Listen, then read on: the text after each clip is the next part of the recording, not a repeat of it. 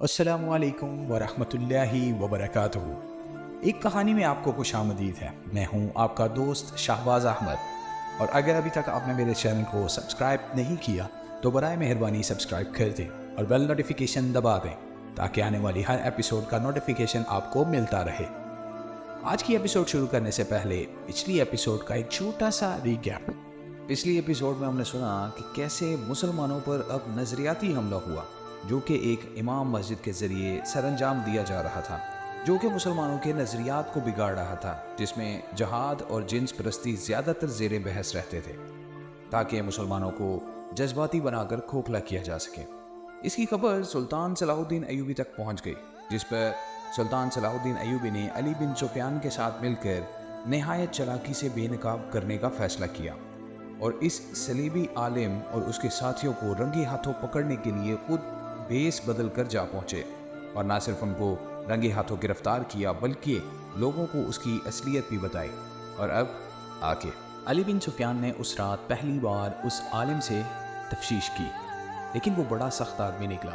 उसने कहा, गौर से मेरी बात सुनो अली बिन सुफियान, हम दोनों एक ही मैदान के सिपाही हैं। तुम मेरे मुल्क में कभी पकड़े गए तो मुझे उम्मीद है कि तुम जान दे दोगे, अपने मुल्क और अपनी कौम को धोखा नहीं दोगे। तो यही तवक्को तुम मुझसे भी रखो। मुझे मालूम है मेरा अंजाम क्या होगा। अगर मैं तुम्हें वो सारी बातें बता दूं जो तुम मुझसे पूछना चाहते हो तो भी तुम लोग मुझे बख्शोगे नहीं। मुझे इस तहखाने में मारना है, ख्वाह तुम जल्लाद से मरवाओ, ख्वाह अजियत में डाल कर मारो। फिर मैं क्यों अपनी कौम को धोखा दूं? मुझे उम्मीद है कि तुम अपना इरादा बदल दोगे। अली बिन सुफियान ने कहा, क्या तुम उन दो लड़कियों की इज्जत बचाने की खातिर ये पसंद नहीं करोगी कि मैं जो पूछूं वो मुझे बता दो? कैसे इज्जत? उसने जवाब दिया, इन लड़कियों के पास सिर्फ हुस्न और नाज नखरे हैं, या वो उस्तादी है जिससे वो पत्थरों को मोम कर लेती हैं। इनके पास इज्जत नाम की कोई चीज़ नहीं। यही तो इन्हें सिखलाया जाता है कि अपनी इज्जत से दस्तबरदार हो जाओ। हम लोग अपनी जान और इज्जत बहुत दूर फेंक आते हैं। तुम इन लड़कियों के साथ जैसा भी सलूक करना चाहो कर लो, उन्हें मेरे सामने जलील करो, मैं तुम्हें कुछ नहीं बताऊंगा। लड़कियां भी तुम्हें कुछ नहीं बताएंगी। जासूस लड़कियों को हम सजाए मौत दे दिया करते हैं, इन्हें जलील कभी नहीं किया करते। अली बिन सुफियान ने कहा, हमारा मज़हब औरत को अजियत में डालने की हमें इजाज़त नहीं देता। मेरे दोस्त, जासूस ने कहा, तुम प्यार का हरबा इस्तेमाल करो या अजियत का, हम में से कोई भी अपने उन साथियों की निशानदेही नहीं करेगा जो तुम्हारी सल्तनत की जड़ों में बैठे हुए हैं। तुमने लड़कियों के साथ अच्छा सलूक करने का वादा किया है। मैं इस इवज़ तुम्हें ये बता देता हूँ कि ये मेरी और तुम्हारी जंग नहीं, ये सलीब और चांद तारे की जंग है। मैं उन मामूली जासूसों में से नहीं हूँ जो इधर की खबरें उधर भेजते और तुम्हारे आइंदा के इरादे मालूम करते हैं। इस शोबे में मेरा रुतबा बहुत ऊंचा है। मैं आलिम हूँ। अपने मज़हब का मुताला उतना ही गहरा किया जितना तुम्हारे मज़हब का, इंजील और कुरान मजीद की तह तक पहुँचा हूँ। मैं इतराफ़ करता हूँ कि तुम्हारा मज़हब बेहतर और सादा है। ये हर इंसान का मज़हब है जिसमें कोई पेचीदगी नहीं। इसकी मकबूलियत की वजह भी यही है, मगर मैं तुम्हें ये भी बता देना चाहता हूँ कि तुम्हारे दुश्मनों ने तुम्हारे मज़हब की असलियत को बिगाड़ दिया है ताकि इसकी मकबूलियत ख़त्म हो जाए। यहूदियों ने मुसलमान उलमा के बेस में इसमें बेबुनियाद रवायात शामिल कर दी हैं। इस्लाम तोहमात के ख़िलाफ़ था, मगर इस वक्त सबसे ज़्यादा तोहम परस्त मुसलमान हैं। मैंने चांद ग्रहण और सूरज ग्रहण के वक्त मुसलमानों को सजदे करते और नजराने देते देखा है, और ऐसी कई एक बिद्दतें तुम्हारे मज़हब में शामिल कर दी गई हैं। हम एक लंबी मुद्दत से तुम्हारे असल नज़रियात को बिगाड़ रहे हैं, क्योंकि हम जानते हैं कि दुनिया में सिर्फ दो मज़हब रह जाएंगे, एक ईसाईयत, दूसरा इस्लाम, और ये दोनों उस वक्त तक मार्का अरा रहेंगे जब तक कि दोनों में से एक ख़त्म नहीं हो जाता। किसी भी मज़हब को तीरों और तलवारों से ख़त्म नहीं किया जा सकता, किसी मज़हब को तबलीग से भी ख़त्म नहीं किया जा सकता। इसका यही एक तरीका है जो मैंने इख्तियार किया था। मैं तुम्हें यह बता देता हूँ कि इस मुहिम में मैं अकेला नहीं हूँ, पूरा एक ग्रोह तुम्हारे नज़रियात पर हमलावर हुआ है। अली बिन सुफियान उसके सामने टहल रहा था और उसकी बातें गौर से सुन रहा था। उसने आलिम जासूस के पाँव में बेड़ियाँ और हाथों में हथकड़ियाँ डाल रखी थी। इसका इरादा तो ये था कि इस जासूस को भी हर जासूस की तरह अजियतों के उसी मरहले से गुजारा जाए जहाँ किसी भी लम्हे जासूस सारे राज उगल देते हैं। लेकिन उसने कैद खाने के एक मुहाफिज को बुलाकर उस आदमी की बेड़ियाँ और हथकड़ियाँ खुलवा दी और उसके लिए पानी और खाना मंगवाया। उसने कहा, मेरे इस सलूक को उगलवाने का हरबा ना समझना, ہم عالموں کی قدر کیا کرتے ہیں، خواہ وہ کسی مذہب کے بھی ہوں۔ میں تم سے کچھ نہیں پوچھوں گا، جو کچھ بتانا پسند کرتے ہو بتا دو۔ میں تمہاری قدر کرتا ہوں علی، عالم جاسوس نے کہا۔ میں نے تمہاری بہت تعریف سنی ہے، تم میں فن کا کمال بھی ہے اور جذبے کی حرارت بھی۔ تمہارے لیے سب سے بڑا اعزاز اور کیا ہو سکتا ہے کہ صلیبی بادشاہ تمہیں قتل کرانا چاہتے ہیں۔ اس کا مطلب یہ ہے کہ تم صلاح الدین ایوبی اور نور الدین زنگی کے ہم پلہ ہو۔ میں تمہیں بتا رہا تھا کہ میں نے علم سے یہ حاصل کیا ہے کہ کسی قوم کے تہذیب و تمدن اور مذہب کو بگاڑ دو تو فوجوں کے حملے اور جنگ و جدل کی ضرورت باقی نہیں رہتی۔ کسی قوم کو مارنا ہو تو اس میں جنسی آگ بھڑکا دو۔ یقین نہ آئے تو اپنے مسلمان حکمرانوں کی حالت دیکھ لو۔ تمہارے رسول صلی اللہ علیہ وآلہ وسلم نے کہا تھا کہ نفس کو مارو کہ یہی تباہی کی جڑ ہے۔ تمہاری قوم نے اس پر کب تک عمل کیا؟ رسول صلی اللہ علیہ وآلہ وسلم کی زندگی تک۔ یہودیوں نے اپنی حسین لڑکیوں سے تمہاری قوم کو بھڑکایا۔ آج تمہاری قوم نفس کی غلام ہو گئی ہے۔ تم میں جس کے پاس دولت آ جاتی ہے وہ سب سے پہلے حرم کو عورتوں سے بھرتا ہے۔ ہر مسلمان خواہ وہ غریب ہو 4 بیویاں ضرور رکھنا چاہتا ہے۔ یہودیوں نے مولویوں کے روپ میں تمہارے نظریات میں جنسیت ڈال دی ہے۔ اگر اپنے رسول صلی اللہ علیہ وآلہ وسلم کی ہدایت پر مسلمان عمل پیرا رہتے تو میں یہ یقین سے کہتا ہوں کہ آج دنیا کا 3/4 حصہ مسلمان ہوتا، مگر اب یہ حال ہے کہ 3/4 مسلمان برائے نام مسلمان ہیں اور تمہاری سلطنت سکڑتی سمٹتی چلی جا رہی ہے۔ تم نہیں سمجھتے کہ یہ اس حملے کا نتیجہ ہے جو مجھ جیسے عالموں نے تمہارے مذہب اور تہذیب و تمدن پر کیا ہے۔ میرے دوست، یہ حملے جاری رہیں گے۔ میں پیشن گوئی کر سکتا ہوں کہ ایک روز اسلام اس دنیا میں نہیں ہوگا۔ اگر ہوگا تو ایک فرسودہ نظریے کی شکل میں موجود رہے گا اور اس کے پیروکار جنسی لذت میں مست ہوں گے۔ ہر کوئی صلاح الدین ایوبی اور نور الدین زنگی نہیں بن سکتا۔ انہیں کل پرسوں مر جانا ہے۔ ان کے بعد جو آئیں گے انہیں ہم نفس پرستی میں مبتلا کر دیں گے۔ مجھے قتل کر دو، میری مہم کو قتل نہیں کر سکو گے۔ انسانوں کے مر جانے سے مقاصد نہیں مر جایا کرتے۔ میری جگہ کوئی اور آئے گا، ہم اسلام کو ختم کر کے یا اپنا غلام بنا کر دم لیں گے۔ اب چاہو تو مجھے جلاد کے حوالے کر سکتے ہو، میں اور کچھ نہیں بتاؤں گا۔ علی بن سفیان نے اس سے اور کچھ نہ پوچھا۔ وہ غالباً سوچ رہا تھا کہ اس کا کام کس قدر دشوار اور کتنا نازک ہے۔ اس صلیبی تحریک کار نے جو کچھ کہا سچ تھا۔ وہ دیکھ رہا تھا کہ قوم میں اخلاقی تباہی کے جراثیم پیدا ہو چکے ہیں۔ عرب کے عمرہ وزراء تو پوری طرح تباہ ہو چکے تھے۔ صلاح الدین ایوبی میدان جنگ میں صلیبیوں کو شکست دے کر سلطنت اسلامیہ کو وسیع تر کرنے کے خواب دیکھ رہا تھا، مگر صلیبیوں نے ایسے پہلو سے حملہ کیا تھا جسے روکنا سلطان ایوبی کے بس سے باہر نظر آتا تھا۔ علی بن سفیان عالم جاسوسوں کی کوٹری بند کر کے ان کوٹریوں کے سامنے جا کھڑا ہوا جن میں لڑکیاں قید تھیں۔ وہ ایک کوٹری کھلوا کر اندر چلا گیا۔ لڑکی فرش پر بیٹھی تھی، اسے دیکھ کر اٹھ کھڑی ہوئی۔ علی اسے خاموشی سے دیکھتا رہا اور کچھ کہے بغیر باہر نکل آیا۔ اگلے روز دوپہر کے کھانے کے بعد فوج اور انتظامیہ کے تمام حاکم اور عہدیدار اس کمرے میں جمع تھے جہاں صلاح الدین ایوبی انہیں احکامات اور ہدایت دیا کرتا تھا۔ ان سب کو پتہ چل چکا تھا کہ ایک جاسوس 2 لڑکیوں کے ہمراہ پکڑا گیا ہے۔ وہ آپس میں گفتگو کر رہے تھے کہ سلطان ایوبی آ گیا۔ اس نے سب کو گہری نظر سے یوں دیکھا جیسے ان میں سے کسی کو تلاش کر رہا ہو۔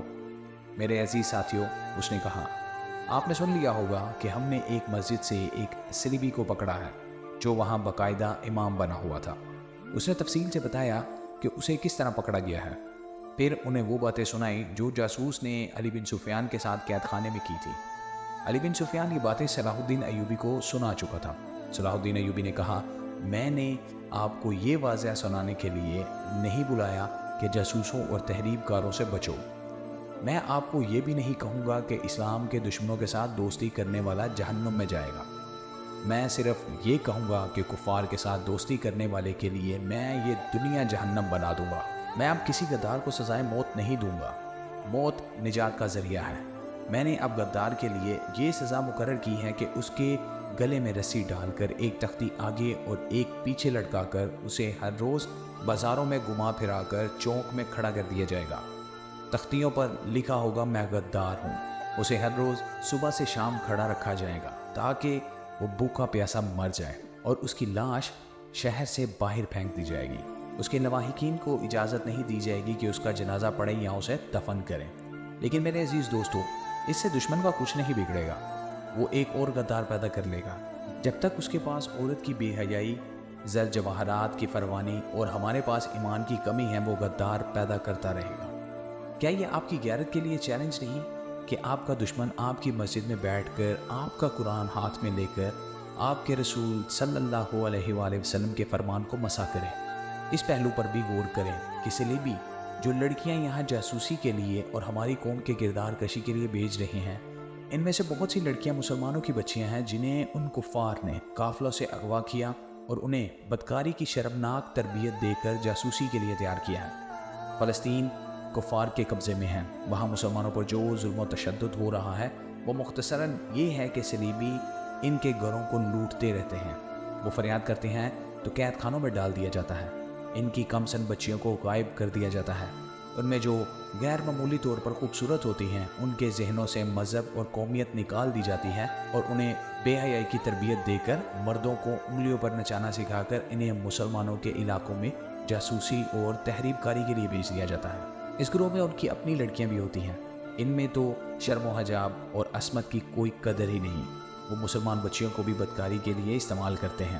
انہوں نے جب فلسطین پر قبضہ کیا تو وہاں سب سے بڑا جو انقلاب لائے وہ یہ تھا کہ انہوں نے مسلمانوں کے لیے جینا حرام کر دیا، ان کا قتل عام کیا، ان کے گھروں کو لوٹ لیا، مسجدوں کو استبلوں اور گرجوں میں تبدیل کر دیا، مسلمان بچیوں کو اغوا کر کے انہیں قبا خانوں میں بٹھا دیا، جو خوبصورت نکلی انہیں تحریب کاری اور بدکاری کی تربیت دے کر ہمارے امیروں اور وزیروں کے حرموں میں داخل کر دیا اور انہیں ہمارے خلاف بھی استعمال کیا۔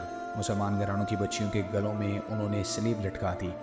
مسلمان جو فلسطین سے بھاگے اور ہمارے پاس پناہ لینے کے لیے قافلہ در قافلہ چلے، انہیں راستے میں شہید کر دیا۔ ہماری بہنوں اور بیٹیوں کی آبرو ریزی سر عام ہوئی، اور میرے کلمہ گو بھائیوں، یہ سلسلہ رکا نہیں، ابھی تک جاری ہے۔ صلیبی کا مقصد صرف یہ ہے کہ اسلام کا کوئی نام لیوا زندہ نہ رہے اور مسلمان لڑکیاں عیسائیوں کو جنم دے۔ ہم سب پر اللہ کی لعنت برس رہی ہے کہ ہم اپنے ان مسلمان بھائیوں اور ان بچیوں کو فراموش کیے بیٹھے ہیں جو وہاں ذلت اور مظلومیت کی زندگی بسر کر رہے ہیں۔ اس سے بڑا گناہ اور کیا ہو سکتا ہے کہ ہم ان شہیدوں کو بھی فراموش کیے بیٹھے ہیں جو صلیبیوں کی بربریت کا شکار ہوئے۔ میں آپ کو کوئی حکم دینے سے پہلے آپ سے یہ پوچھتا ہوں کہ اس صورتحال میں ہمیں کیا کرنا چاہیے؟ آپ میں تجربہ کار فوجی ہیں اور انتظامیہ کے حاکم بھی۔ پرانی عمر کا ایک کماندار اٹھا، اس نے کہا، امیر مصر، ہمیں آپ کے حکم کی ضرورت ہی کیا ہے؟ یہ حکم خداوندی ہے کہ تمہارے پڑوس میں مسلمان نسل پر ظلم ہو رہا ہو اور وہاں کے مسلمان خدا کو مدد کے لیے پکار رہے ہوں، تو ہم پر فرض عائد ہوتا ہے کہ اس ملک پر فوج کشی کر کے اپنے کلمہ گو بھائیوں کو نجات دلائیں۔ ہمیں فلسطین پر فوج کشی کرنا چاہیے۔ نائب سالار کے ایک رتبے کی ایک اور شخص نے اٹھ کر جوش سے کہا، کفار پر فوج کشی سے پہلے آپ ان مسلمان حاکموں اور عمرہ پر فوج کشی کریں جو در پردہ کافر کے ہاتھ مضبوط کر رہے ہیں۔ ہمارے لیے یہ صورتحال باعث سے شرم ہے کہ ہماری صفوں میں ہی غدار بھی ہیں۔ فیض الخاتمی کے رتبے کا آدمی غدار ہو سکتا ہے تو چھوٹے عہدوں پر کیا بھروسہ کیا جا سکتا ہے؟ ایک مسلمان بچی کی آبرو ریزی کا انتقام لینے کے لیے ساری قوم کو فنا ہو جانا چاہیے، مگر یہاں ہماری ایک پوری نسل کی آبرو ریزی ہو رہی ہے اور ہم سوچ رہے ہیں کہ ہمیں کیا کرنا چاہیے۔ صلیبیوں نے ہماری بچیوں کو بدکاری کے لیے تیار کیا اور ہم سے ان کے ساتھ بدکاری کرا رہے ہیں۔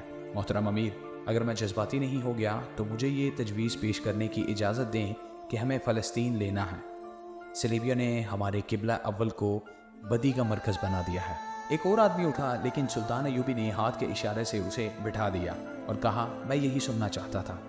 آپ میں سے جو میرے قریب رہتے ہیں جانتے ہیں کہ میرا اولین ہدف فلسطین ہے۔ میں مصر کی عمارت کے فرائض سنبھالتے ہی فلسطین پر حملہ کرنا چاہتا تھا، مگر 2 سال سے زیادہ کا عرصہ گزر گیا ہے۔ ایمان فروشوں نے مجھے مصر میں ایسا الجھایا ہے جیسے میں دلدل میں پھنس گیا ہوں۔ ذرا ان 2 سالوں کے واقعات پر غور کریں۔ آپ صلیبی تحریک کاروں اور غداروں کے خلاف لڑ رہے ہیں۔ سوڈانیوں کو ہمارے خلاف لڑانے والے ہم میں سے ہی ہیں۔ سوڈانی حبشیوں سے مصر پر حملہ کرانے والے ہمارے اپنے سالار اور کماندار تھے۔ وہ اس قومی خزانے سے تنخواہ لیتے ہیں جس میں قوم کا پیسہ ہے اور جس میں خدا کے نام پر دی ہوئی زکوٰۃ کا پیسہ ہے۔ میں نے اس امید پر 2 سال گزار دیے ہیں کہ میں جاسوسوں، انہیں پناہ اور مدد دینے والوں اور ایمان فروشوں کو ختم کر کے فلسطین پر حملہ کروں گا، لیکن میں اس نتیجے پر پہنچا ہوں کہ تحریب کاری کا یہ سلسلہ کبھی ختم نہ ہوگا۔ کیوں نہ اس چشمے کو جا کر بند کیا جائے جہاں اسلام دشمنی کے سامان پیدا کیے جاتے ہیں۔ ہم صلیبیوں کو خود موقع دے رہے ہیں کہ وہ ہماری صفوں میں غدار پیدا کریں۔ میں نے آپ کو آج اسی لیے بلایا ہے کہ فلسطین پر حملے میں اب زیادہ تاخیر نہیں ہوگی۔ فوج کی جنگی مشقیں اور تربیت تیز کر دو۔ مجاہدین کو لمبے عرصے کا محاصرہ کرنے کی مشق کراؤ۔ مجھے ترک اور شامی دستوں پر پورا اعتماد ہے۔ مصریوں اور وفادار سوڈانیوں میں جذبہ پیدا اور پختہ کرنے کی ضرورت ہے۔ ان میں دشمن کے خلاف قہر اور غضب پیدا کر دو۔ یہ اسی صورت میں ممکن ہوگا کہ ان میں غیرت پیدا کرو اور انہیں بتاؤ کہ وہ تمہاری ہی بہنیں اور بیٹیاں ہیں جو صلیب کی درندگی کا شکار ہو رہی ہیں۔ آپ میں انتظامیہ کے جو حضرات ہیں ان کے ذمہ یہ فرض ہے کہ وہ مسجدوں کے پیشے اماموں سے کہیں کہ لوگوں پر جہاد کی غرض و عافیت واضح کریں اور نو عمر لڑکیوں میں عسکری خیالات پیدا کریں۔ کوئی بھی پیشے امام یا خطیب اسلامی نظریات کو غلطی سے یا دانستہ غلط رنگ میں پیش کرتا ہے اسے امامت کے فرائض سے سبکدوش کر دیں۔ اگر کردار مضبوط ہو تو کوئی بھی کشش آپ کو گمراہ نہیں کر سکتی۔ ذہنوں کو فارغ نہ رہنے دیں، کھلا نہ چھوڑیں، ورنہ دشمن انہیں استعمال کرے گا۔ فوجوں کے کوچ کے احکامات آپ کو جلدی مل جائیں گے۔ اللہ آپ کا حامی اور ناصر ہے۔